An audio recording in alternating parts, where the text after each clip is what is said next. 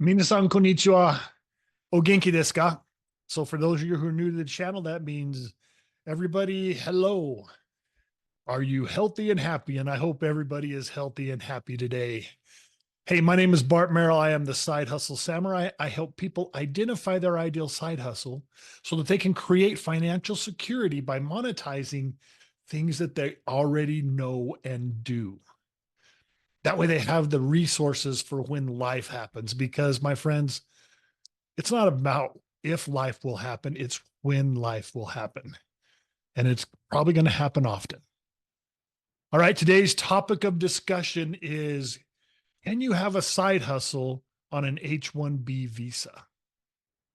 The general answer is no. But here further down, I'm going to give you a caveat to that and some ideas of what might work for you as a side hustle, even though you can't have a side hustle. So the reason you can't have a side hustle on an H1B is because you have a sponsor. You have been sponsored by an employer to do a job, and you actually have to stay in that job. You technically can't transfer to a different position unless it's in the same field. Now, I'm not an attorney on this, and if you're doing some of these things that I'm going to suggest here in a second, you may want to check with an attorney before you do it. But the caveat is on passive income. So what is passive versus active income? Active income is working for somebody. So when you have that H1B visa, you're working for a specific employee who sponsor you. So you can't have a part-time job and work for someone else. You can't have a side hustle and work for yourself, technically.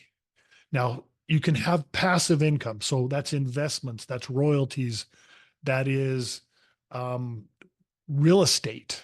So here's a couple of ideas.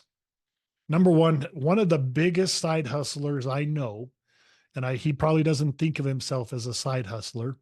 He does day trading. He trades the Forex market and he trades it very well.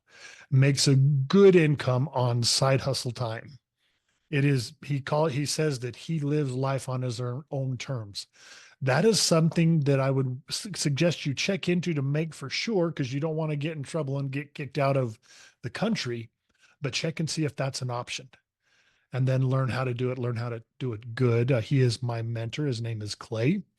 He is my mentor on this. I don't do it as well as him, but I'm getting started and learning how to do it under his supervision or his teachings.